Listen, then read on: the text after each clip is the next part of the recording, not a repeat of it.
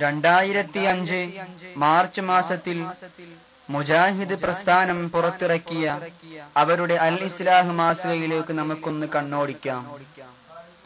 ഇസ്ലാമിൽ ഖബറുകൾക്ക് പ്രത്യേകതയില്ല. അതെത്ര വലിയ മഹാന്റേതാണെങ്കിലും ശരി. അങ്ങനെ ഉണ്ടായിരുന്നെങ്കിൽ ഈ ഭൂമിയിൽ കഴിഞ്ഞുപോയ 1,00,000-ലധികം അമ്പിയാക്കളുടെ ഖബറുകളെങ്കിലും അള്ളാഹു സംരക്ഷിച്ചു നിർത്തുമായിരുന്നു. എന്നാൽ 1,00,000 പോയിട്ട് ഒരു 10 നബിമാരുടെ ഖബറുകൾ പോലും എവിടെയാണെന്ന് ആർക്കും അറിയില്ല.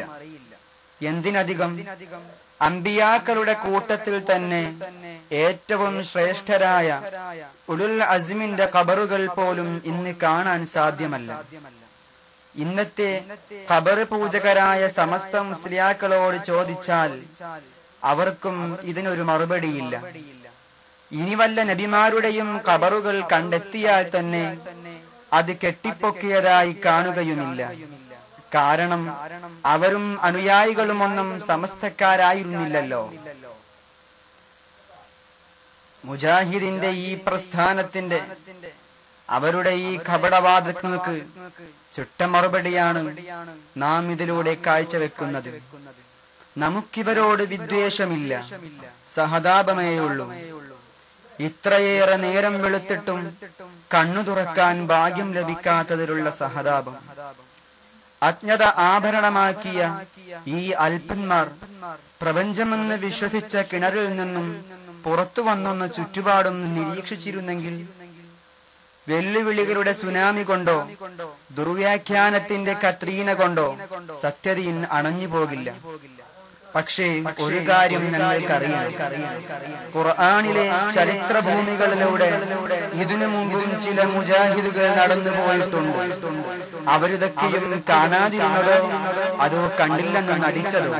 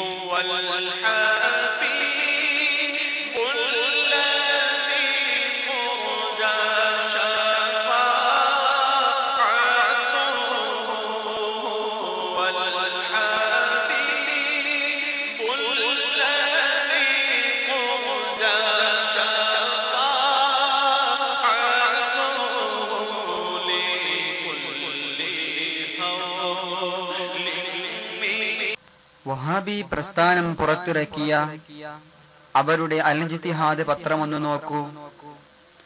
അബ്ദുള്ള പാഷ പുണ്യഭൂമിയിൽ നിന്നും പുറത്തു കടന്നതോടെ ഇബ്നു സഊദ് അങ്ങോട്ട് പ്രവേശിച്ചു.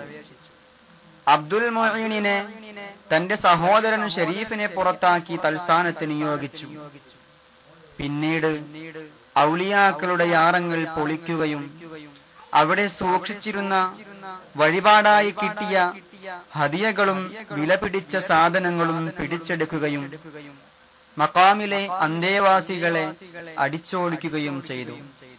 ഈ സംഭവം ഹിജ്റ 1218 മുഹറം 8 ക്രിസ്താബ്ദം 1803 ഏപ്രിൽ 30-ാം തീയതിയായിരുന്നു.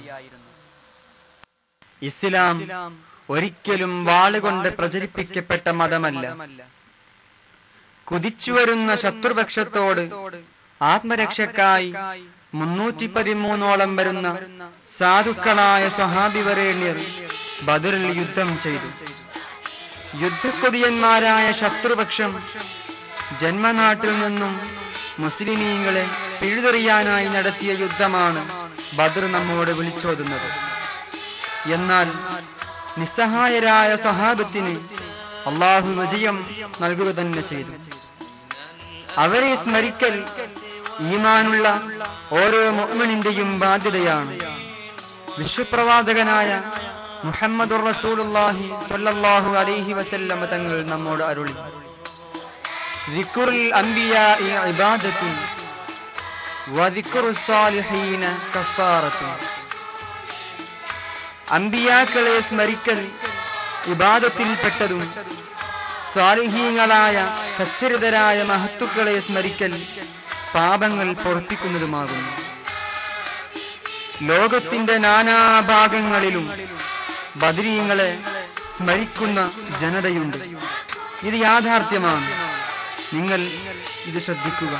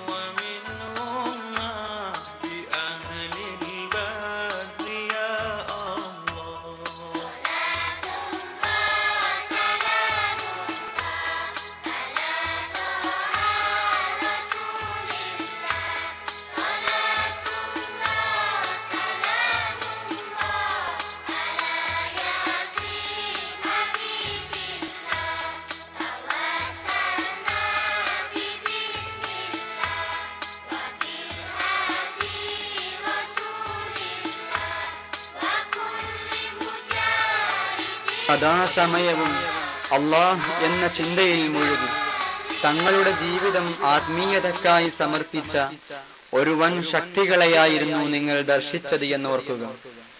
ഇവരിൽ ഒരാൾക്കും തിരിഞ്ഞിട്ടില്ലാത്ത പരിശുദ്ധ ദീനിന്റെ വിധിവിലക്കുകളെയും ചിട്ടകളെയും ആശയാദർശങ്ങളെയും അപ്രാഭ്യമാവിധം മനസ്സിലാക്കാൻ വിദഇകൾക്ക് എന്നു മുതലാണ് തുടക്കമിട്ടത്.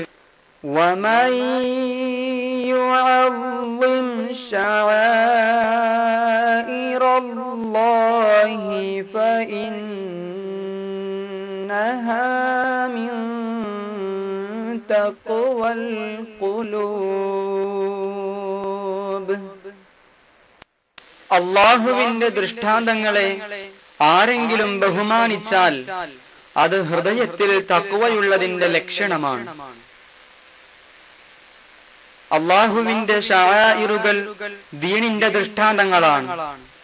അംബിയാക്കൾ, ഔലിയാക്കൾ, മലക്കുകൾ, സഫാ മർവ, ഹജറുൽ അസ്വദ്, മഖാം ഇബ്രാഹിം, സംസം വെള്ളം, സാലിഹീങ്ങളുടെ മക്ബറകൾ, അവരുടെ മസാറുകൾ, വിശുദ്ധ ഗ്രന്ഥങ്ങൾ എല്ലാം ആദരവോടെ കാണുന്നവരാണ് തഖ്വയുള്ളവർ എന്നാണ് ആയത്ത് പഠിപ്പിച്ചത്.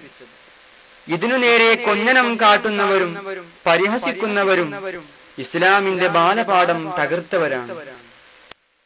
അൻ ഔസ് ബിൻ ഔസ് തഖ്ഫി റളിയല്ലാഹു അൻഹു ഖാല ഇന്നല്ലാഹ അസ്സ വജല്ല ഖദ് ഹറമ അലൽ അർളി അൻ തഅകുല അജ്സാദൽ അംബിയാ.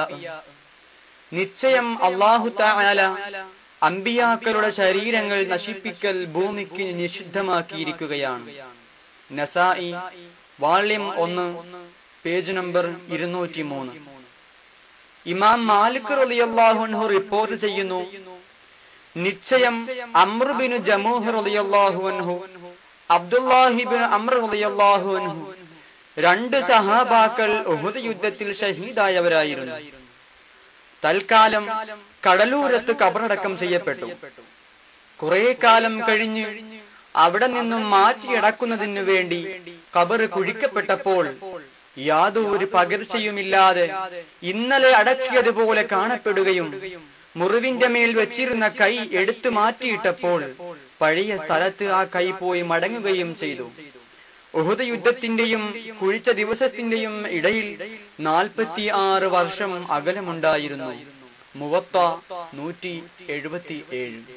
കേരളമാകുന്ന കൈരളിയുടെ വിരിമാറിലേക്ക് ദുഃഖവും ത്യാഗവും കഷ്ടതകളുമൊക്കെ മറന്ന് ഒരു സമൂഹത്തിന്റെ മുഴുവൻ അസ്തിത്വം തിരിച്ചു കൊണ്ടുവരാൻ സമുദ്രത്തിന്റെ കോളിളക്കങ്ങളെയും കൊടുങ്കാറ്റുകളെയും വകവെക്കാതെ യാതൊരു വിദ്വേഷവും ഇല്ലാതെ ഏകദുഷണാബോധത്തോടുകൂടി ആടിയുലയുന്ന പായ്ക്കപ്പലിൽ റസൂലുള്ളാഹി സ്വല്ലല്ലാഹു അലൈഹി വസല്ലമ തങ്ങളുടെ കാലഘട്ടത്തിൽ തന്നെ കലർപ്പില്ലാത്ത അള്ളാഹുവിന്റെ ദീൻ നമുക്ക് നൽകിയ സ്വഹാബത്തിന് പോലും തിരിയാത്ത ആദർശമാണോ ഇവർക്ക് തിരിഞ്ഞുകൊണ്ടിരിക്കുന്നത്?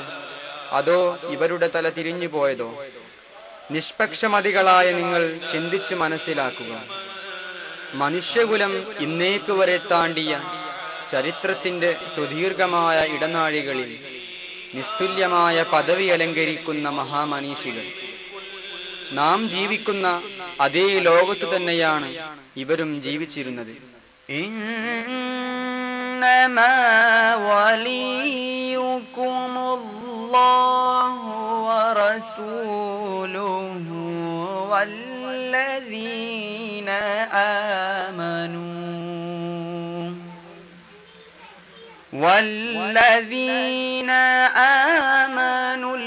الذين يقيمون الصلاة ويؤتون الزكاة وهم راكعون. നിശ്ചയമായും നിങ്ങളുടെ സഹായി അല്ലാഹുവും അവന്റെ റസൂലും നിസ്കരിക്കുകയും സകാത്ത് കൊടുക്കുകയും ചെയ്യുന്ന സത്യവിശ്വാസികളുമാണ്. ഇലാഹാണെന്ന വിശ്വാസത്തോടെയല്ല മഹാന്മാരോട് സുന്നികൾ സഹായം തേടുന്നത്. മരണപ്പെട്ടവരാകട്ടെ ജീവിച്ചിരിക്കുന്നവരാകട്ടെ അവർ സഹായിക്കുന്നത് അല്ലാഹു കൊടുക്കുന്ന കഴിവ് കൊണ്ടാണ്. ഈ കാര്യത്തിൽ മരിച്ചവരും ജീവിച്ചിരിക്കുന്നവരും തമ്മിൽ ഒരു വ്യത്യാസവുമില്ല. അപ്പോൾ മരണപ്പെട്ടവരോട് മാത്രമുള്ള സഹായാർത്ഥനയിൽ സുന്നികൾക്ക് ശിർക്ക് ആരോപിക്കുന്നത് പക്ഷപാതിത്വമാണ്. ഇമാം റാസി റളിയല്ലാഹു അൻഹു പറയുന്നു, ഈ ആയത്തിന്റെ ആദ്യവും അന്ത്യവും ചിന്തിക്കുന്ന നിഷ്പക്ഷമതികൾക്ക് ആയത്തിൽ പരാമർശിച്ച വലിയ സഹായി എന്ന അർത്ഥത്തിൽ മാത്രമാണെന്ന് ഉറപ്പിച്ച് പറയാൻ കഴിയും. ഇമാം ഗസാലി റളിയല്ലാഹു അൻഹു ഇഹ്യാഇൽ പറയുന്നു, മനുഷ്യർ മരിക്കുക എന്ന് പറയുന്നതിന്റെ അർത്ഥം മനുഷ്യരുടെ റൂഹ് ശരീരവുമായി പിരിഞ്ഞു നിൽക്കുക എന്നാണ്. റൂഹാകട്ടെ അത് അതിന്റെ ഇൽമിയായും ഇറാദിയായുമുള്ള എല്ലാ സിഫത്തോടും കൂടി അതിന്റെ ആലമിൽ ബാക്കിയാകും.